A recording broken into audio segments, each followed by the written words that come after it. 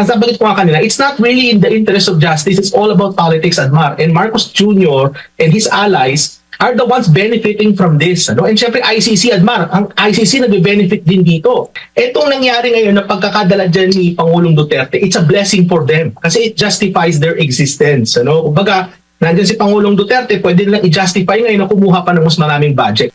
Hindi pa pala natin na isama yung issue ng korupsyon na iniimbestigahan na or magkakaroon ng oral arguments itong maanomalya, questionable sa budget pa ng PhilHealth and at the same time yung 2025 budget. Pagdating naman po sa korupsyon na issue maliban sa kontrobersya sa mundo ng politika dito sa Pilipinas, maaari din itong makapag-discourage sa mga mga investors.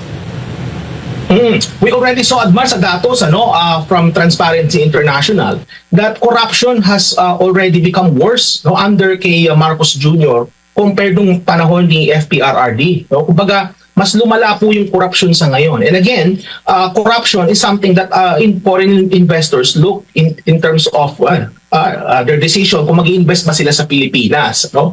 And again, Admar, buti nabanggit mo yung sa yung GAA, yung mga fill in the blanks, no, yung PhilHealth. Sama mo pa, Admar, yung Maharlika Fund.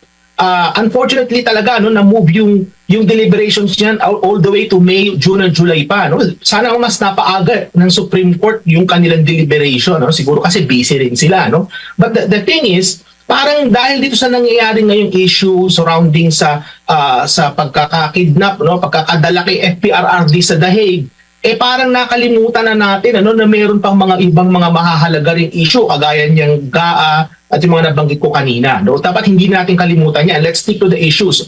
On top of the economic problems nga ng ating bansa about poverty, hunger, yung mga kawalan ng maayos sa trabaho, mahal na presyo ng bilihin. No? So, kumbaga, ang nangyayari kasi, Adman, instead of addressing these issues, nadadivert yung issue, no? Nadadivert yung atensyon ng ating mga kababayan dito sa mga issue pang-politika, no? Na creation din naman nila Marcos Jr.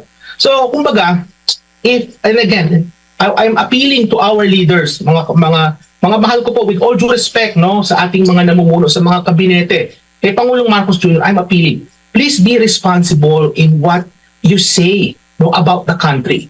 Yung sinabi po ni Secretary Remulla na hindi nagpa-function yung ating mga korte, that's really sends a bad signal. No? Sabi niya kasi na kumbaga walang matakbuhan yung mga EJK victims kaya pumunta nilang sila sa ICC kasi nga wala silang maasahan sa ating korte.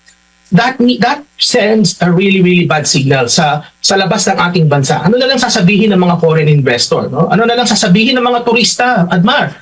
Tourists who would want to visit the Philippines because they hear what the Justice Secretary has said. Would they feel safe going to the Philippines when they hear what the Justice Secretary has said about the state of our judicial system? Diba? Isa pa, Admar, maridagdag ko rin. Where is the integrated bar of the Philippines in this? The IBP should at least issue a statement, no, about the state of affairs of the justice system sa ating bansa. The IBP should come forward and speak out. Huwag kayong matakot. You should say something. No? Kasi nga, ang nangyayari yan, if you don't speak and you allow this, to happen, ang mangyayari dito mga kababayan is papangit po talaga yung reputasyon ng ating bansa. Alam naman natin na gumagana ang korte sa ating bansa. Alam naman natin na matagal nga lang, pero gumagana ang korte.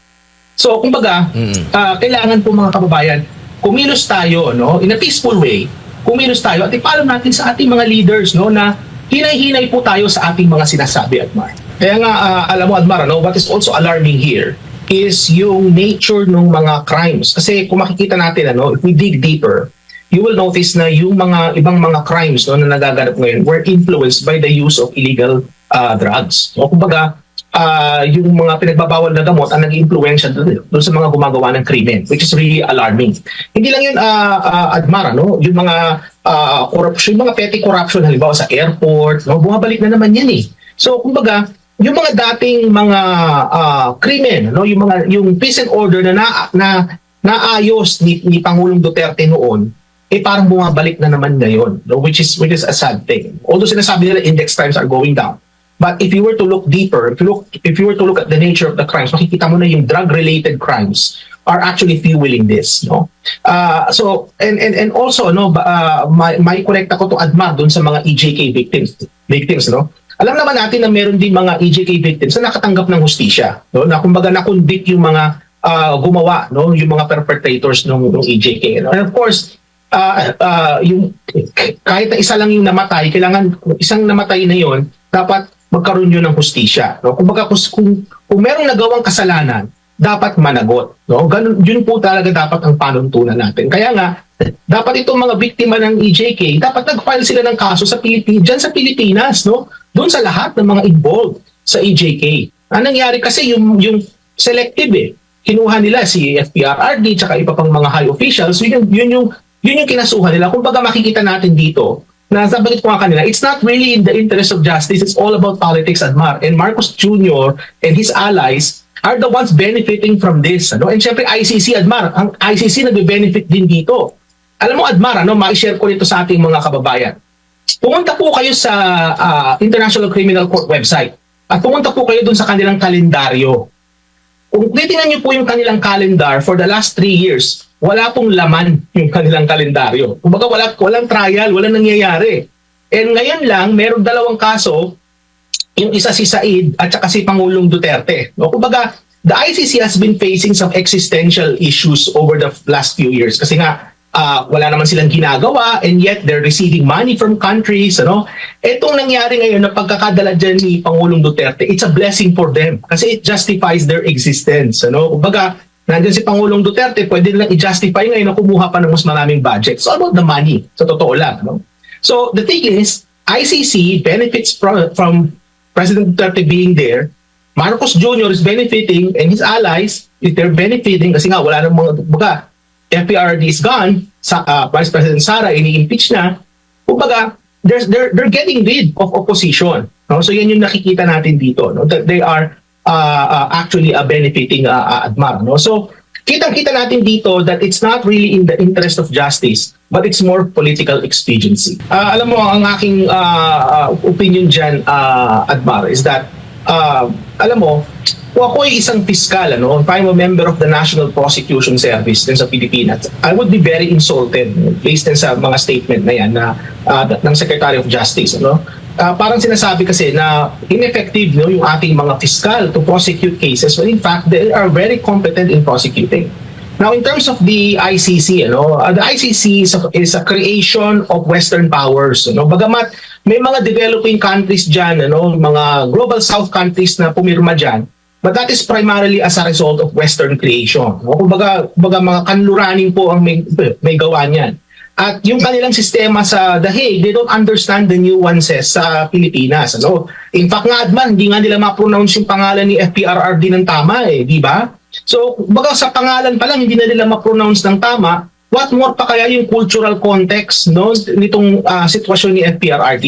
Kaya nga sa aking opinion, itong ICC, they are an incompetent court, Incompetent yan to hear itong kaso ni FPRRD because they don't understand the cultural context, they don't understand the system, din sa Pilipinas. Kaya nga ang sa palagay ko na mangyayari dito, if it's allowed to continue, I think hindi magkakaroon ng hustisya, Hindi lang yung mga EJK victims, bagamat buong Pilipinas, makakababayan, the country, the Philippines itself, hindi tayo masaserba ng justice dyan sa ICC kasi nga hindi nila naiintindihan yung sitwasyon sa ating bansa. Ang aking opinion dito is that we would have been served better if it was a court in the Philippines who would have tried the former president. Yun po ang aking take dyan, Agma. Opo, Doc, lalo ngayon, nalalapit na po ang eleksyon. Sa tingin po ninyo, dapat bang iboto yung mga kandidatong sumuporta na maisuko si dating Pangulong Rodrigo Roa Duterte sa ICC? As I've said time and again,